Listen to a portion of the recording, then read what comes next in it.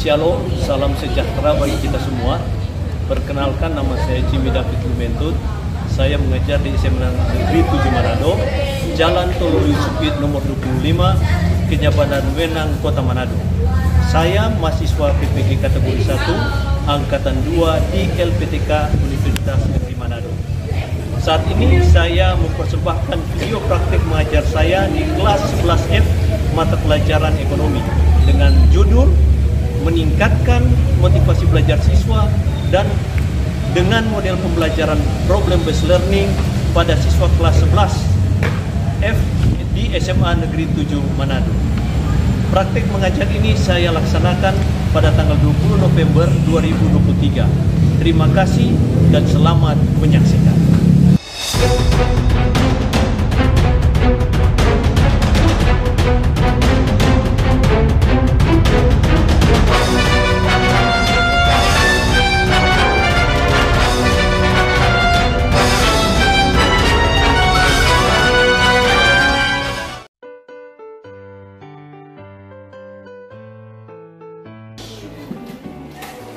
Berdiri.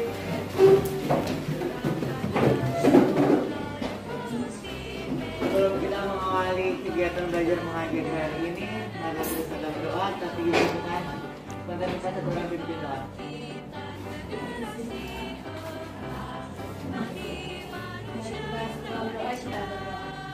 Bapak yang kekal, Bapak yang kami sembah di dalam roh dan kebenaran, ada ungkapan syukur Tuhan yang boleh kami rasakan bagi Kita akan menyanyikan satu lagu wajib nasional.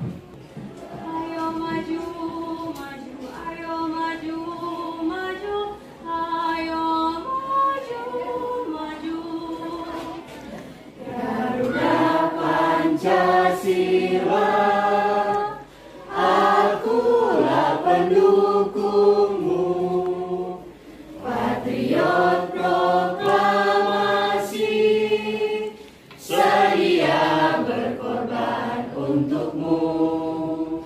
Pancasila dasar negara, rakyat adil makmur sentosa, pribadi bangsaku. Ayo maju, maju, ayo maju, maju, ayo maju, maju. Silakan duduk.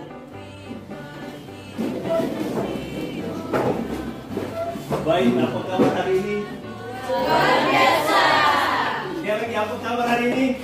Luar biasa. Tapi seperti biasa kita ada yel-yel ya. Semantuk. Patah. 11F. Hebat, hebat, hebat. Oke, sekali lagi kurang lancar. Semantuk. Patah. 11F. Hebat, hebat, hebat. Oke, terima kasih. Memang kelas 11F ini adalah luar biasa. Oke. Jadi sudah siap untuk belajar semua? Siap. Oke, tapi sebelumnya rapikan dulu di kelas kan. Dan bersihkan semua aqua kasih taruh di bawah. Yang ada hanya buku dan juga buku cetak ya, dan juga handphone karena kita akan menggunakan handphone. Oke, siapa yang kita hadir? Bapak.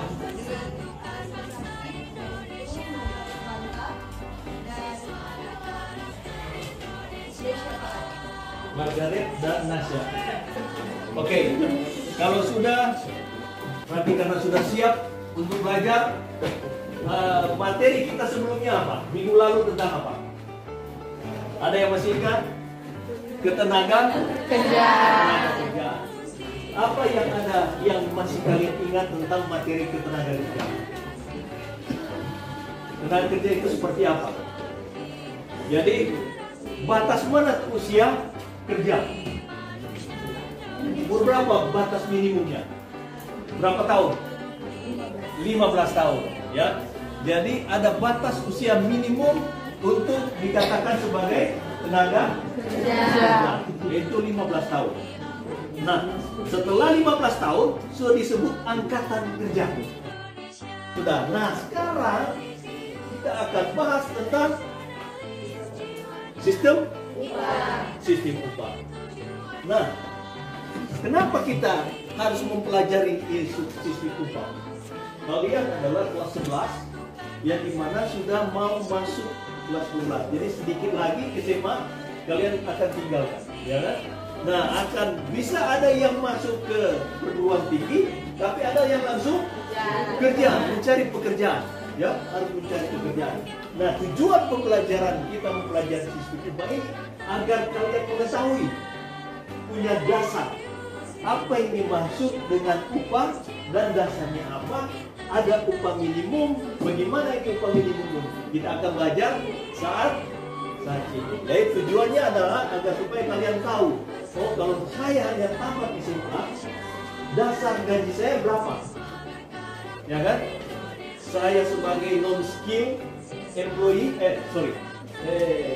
pekerja yang belum punya skill, belum punya keahlian, ya kan? Nah, itu semua yang akan kita belajar saat ini. Nah, mari kita lihat.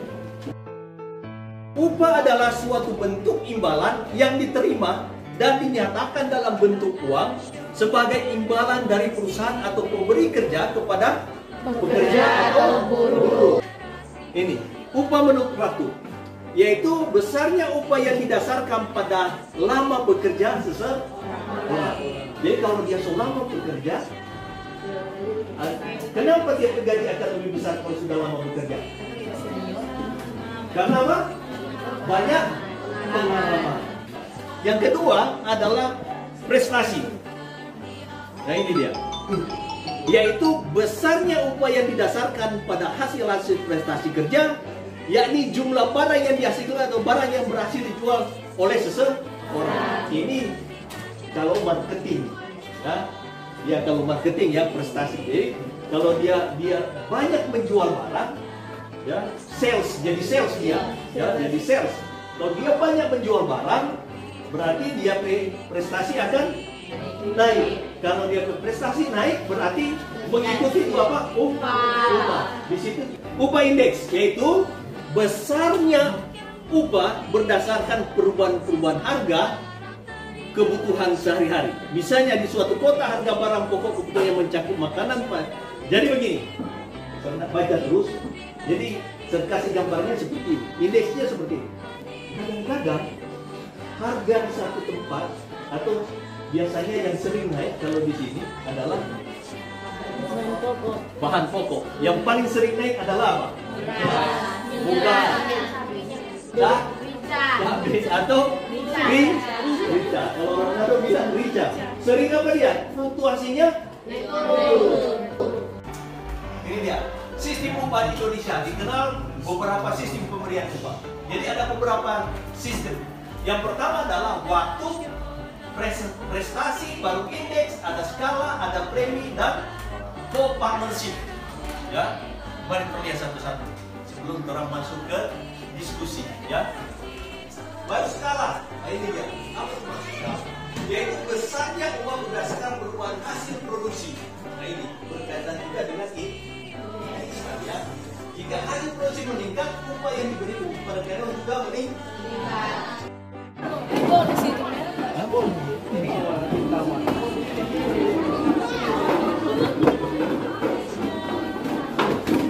Jadi begini, nomor satu, mana kelompok satu mana? Iya, Ini kelompok satu, baru kelompok dua dari saya. Kelompok tiga, Judit, Rita. Ada kelompok tiga kan? Kelompok empat ini Erin, ya. Jadi kelompok cuma nomor 3 orang. Iya, tapi orang jawab semua. iya, Monica bukan tanya pedorang, jadi Monica baca. Oh. Dari Monica jawaban itu dia akan tanya pedorang.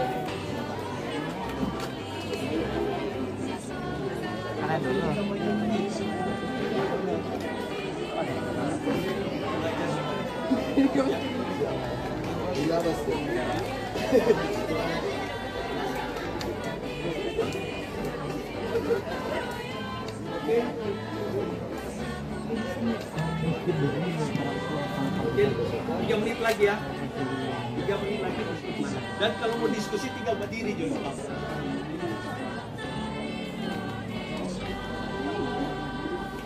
Jaringan ini.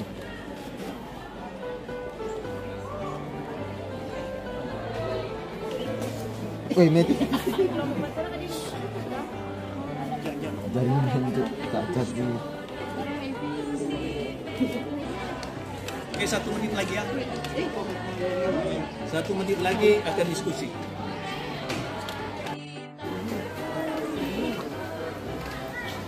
Oke, mulai dari kelompok 2. Mana kelompok 2? Dua ada kuota. Kata keluar dari situ. Lalu tuh.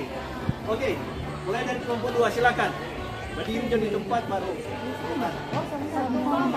Ada satu aja. Yo, semua kelompok.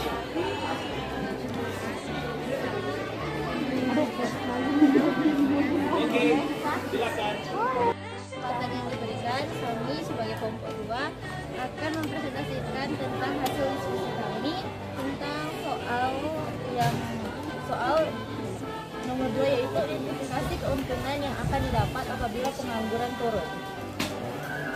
Menurut kelompok kami, jika pengangguran turun, maka masyarakat yang mempunyai penghasilan akan bertambah. Tenaga kerja tertentu akan berbelanja dengan penghasilan yang dimiliki, sehingga roda perekonomian berpusat dan berdampak bagi sektor lain. Singkat dari kami, terima kasih. Oke, ini ada bertanya. Kelompok 1 ya. Kelompok 1, silakan. Dengar kelompok 1. Kelompok 1 ingin bertanya, apa saja keuntungan yang akan diperoleh apabila tingkat pengangguran mengalami penurunan? Sekarang kami akan menjawab. Jangan. Astagfirullah. Oke, Sharon, silakan. Keuntungannya ada Sini, enam. Pak. Yang Sini, pertama, Pak. penurunan tingkat kemiskinan.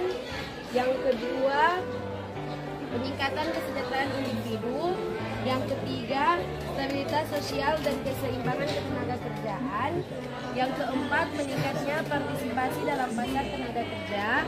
Yang kelima, peningkatan kualitas hidup. Dan yang terakhir, keenam, yaitu peningkatan pendapatan dari pajak. Apakah sudah jelas? Oke. Baik, terima kasih atas jawabannya. Kelompok kami sudah Oke, terima Tepuk kasih. tangan. Tepuk tangan. Oke, sekarang Terima kasih kepada Merdini dan teman-teman karena sudah memberikan kami kesempatan untuk memaparkan masalah kami yang telah kami diskusikan. Tapi sebelum itu, mohon izin Bapak Dosen, di sini kami akan memaparkan hasil diskusi yang sudah kami jawab bersama. Yang pertanyaan,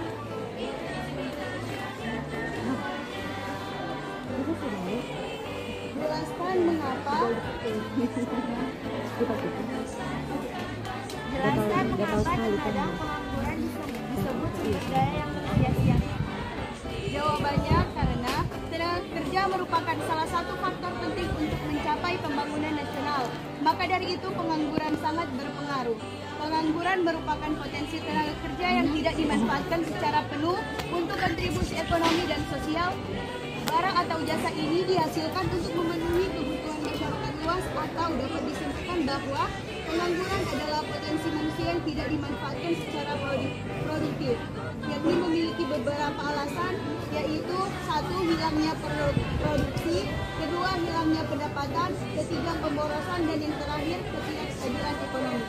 Baiklah, terima kasih atas perhatian yang sudah diberikan kepada kami. Pada saat ini kami kelompok 1 membuka sesi tanya jawab, atau ada yang ingin ditambahkan untuk kelompok kami, dipersilakan. Oke, silakan kelompok 4. Kelompok 3.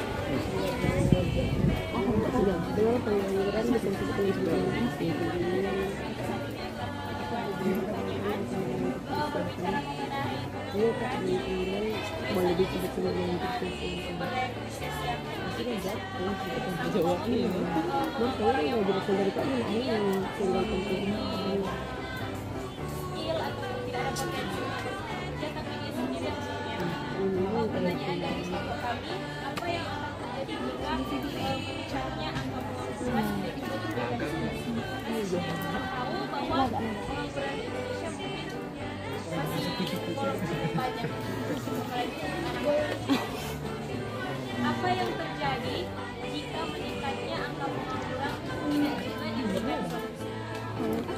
Baiklah, terima kasih atas pertanyaan yang sudah diberikan. Pada saat ini kami akan menjawab pertanyaan dari kelompok 3 yang diwakili oleh Judika. Pertanyaannya yaitu apa yang akan terjadi jika tingkat pengangguran tinggi? Jawabannya, pengangguran memiliki dampak negatif bagi individu, keluarga, masyarakat, dan negara. Dampak pengangguran meliputi penurunan pendapatan nasional, peningkatan kemiskinan, penurunan konsumsi, peningkatan kriminalitas, konflik sosial, gangguan kesehatan mental, hambatan pendidikan, dan pengikisan nilai-nilai budaya. Untuk solusinya ada pada pemerintah, yakni salah satunya itu membuka lapangan kerja dan memanfaatkan sumber daya alam untuk menjadi barang atau produk yang dapat dihasilkan dan dijual belikan pada ekonomi ASEAN negara. Terima kasih. Sampai ASEAN ya. Sudah mengerti akan jawaban yang diberikan karena kami sudah mengetahui bahwa solusi yang diberikan pada diberikan oleh pengangguran yaitu dari langsung dari pemerintah yaitu dapat terima kasih. Oke. Tepuk tangan. Salah satunya itu buka job fair. Ya, jadi pemerintah buka job fair. Di dalamnya ada perusahaan-perusahaan, bahkan ada instansi pemerintah yang buka stand di sana untuk menerima calon karyawan. Ya, oke. Selanjutnya kelompok 4. Kelompok 3, ayo. Silakan duduk kelompok 1. Presentasikan hasil diskusi kami dengan pertanyaan mengapa upah di setiap daerah di Indonesia berbeda-beda? Karena upah minimum ditetapkan berdasarkan kebutuhan hidup layak di suatu daerah dengan memperhatikan produktivitas serta pertumbuhan ekonomi sehingga upah minimum antar daerah berbeda-beda. Terima kasih atas kesempatan yang diberikan untuk kelompok kami yang ingin mempresentasikan pertanyaan yang keempat, yaitu pertanyaannya di antara pengangguran friksional, struktural, dan siklis, manakah dari ketiga tersebut yang sering ditemui di Indonesia? Jelaskan secara menyeluruh. Ya, kelompok kami menganggapnya yaitu pengangguran secara struktural karena cenderung sering ditemui di Indonesia karena tidak kesesuaian keterampilan dengan tuntunan pasar kerja yang terus berkembang. Hal tersebut dikarenakan pengangguran struktural merupakan koneksi di mana munculnya pengangguran karena perubahan struktur dalam kegiatan perekonomian di Indonesia. Ya, sekian dari kami, terima kasih. Ayo.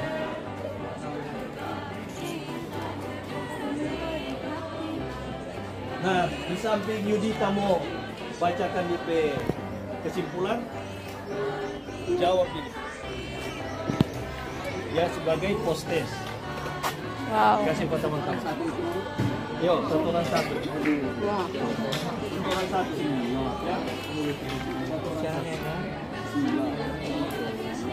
Saturan 1. Kalau ada yang tidak dapat, langsung tulis nama ya.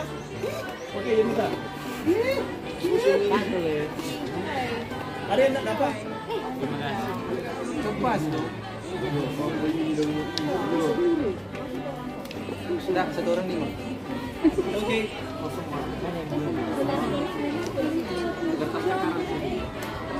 Oke. Dan kesimpulan mengenai materi kita di pagi hari ini itu berbicara mengenai sistem upah. Sistem upah merupakan sebuah kebijakan dan strategi yang menentukan kompensasi yang diterima oleh pekerja. Jadi kompensasi ini juga merupakan suatu bayaran atau upah yang diterima oleh pekerja sebagai balas jasa atas hasil kerja mereka. Seperti yang tadi sudah disampaikan, semakin lama waktu mereka bekerja dalam suatu lapangan pekerjaan tersebut, tentu upah yang mereka dapatkan akan semakin besar atau tinggi. Dan berbicara juga mengenai upah tersebut setiap daerah itu berbeda-beda. Seperti yang sudah kelompok kami sampaikan, upah minimum suatu daerah itu berbeda-beda karena upah ditetapkan berdasarkan kebutuhan hidup layak di suatu daerah dengan memperhatikan produktivitas serta pertumbuhan ekonomi, sehingga upah minimum antar daerah itu berbeda-beda. Jadi sistem upah sangat penting dan tentunya perlu diperhatikan ketika kita sebagai nantinya di masa depan ketika akan bekerja. Sekian, terima kasih. Baik, terima kasih Yudita sudah memberikan kesimpulan dan yang paling akhir sebenarnya apa yang mau saya tambah? Karena yang Yudita ada bilang tadi itulah tuh upah. Ya, upah itu adalah apa yang sudah kita kerjakan yang diberikan pada kita berupa uang. Ya, itu tuh upah. Jadi apa yang orang kerjakan itu yang orang terima, itu tuh upah. Nah, perkara masalahnya ada di tempat-tempat atau di daerah-daerah tertentu, upah minimum ya berlain-lainan, itu tergantung dari satu daerah. Kalau daerahnya itu banyak yang sudah apa namanya tingkat pendidikannya, tempat kerjanya bagus, ya tempat kerjanya besar, ya tentu gaji di sana akan upah minimum di sana akan tinggi dibanding daerah yang masih tertinggal, ya pendidikannya masih rendah, berarti kualitasnya agak di bawah, ya. Nah, itulah tuh upah. Nah, selanjutnya kita akan mempelajari materi selanjutnya yaitu tentang pengangguran. Ya, ini sekarang sudah upah. Materi selanjutnya tentang pengangguran. Ya, kita akan cari tahu kenapa ini orang menganggur. Ya, jadi tenaga kerja ini sangat berkaitan. Dari pertama pendapatan nasional, baru ada ketenaga kerjaan, sekarang ada upah, dan selanjutnya ada tentang pengangguran. Semua orang di sini nih mau menganggur, makanya minggu depan orang harus apa?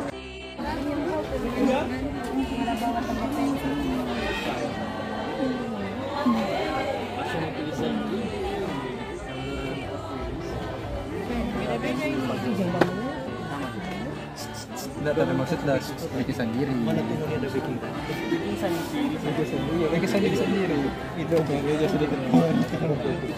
Wih, ini mentang-mentang kita jauh nih. Kumpul. Biar kosongnya kakak. Kumpul.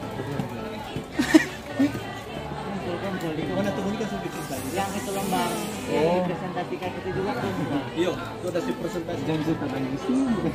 Mana? Kumpul ya. Iya. Ini cuma nama ya. Boleh kan boleh.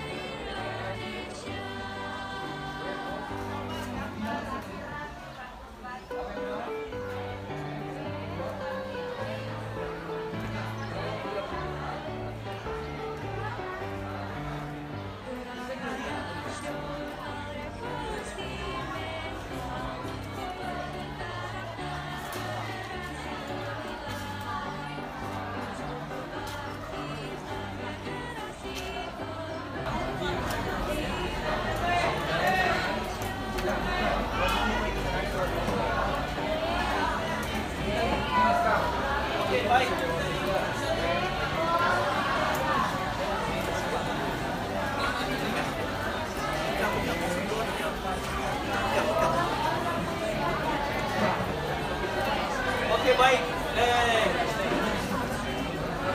Kita sudah selesai hari ini.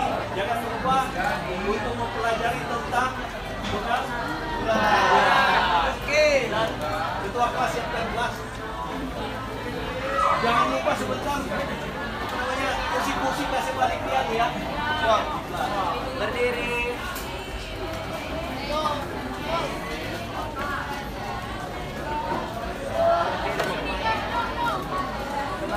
Sekarang akan menghitung belanja persediaan.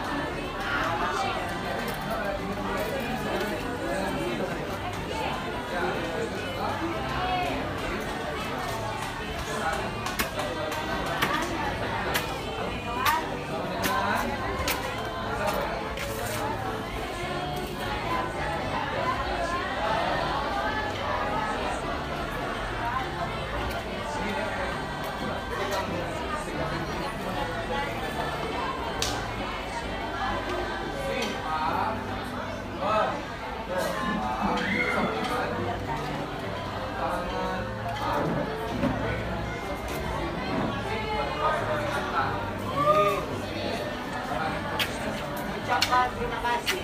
Siap, terima kasih, Ner. Silakan keluar tempat-tempat dulu, jangan lupa sampah-sampah. Sampah-sampah harus angkat ya. Terima kasih. Belajar.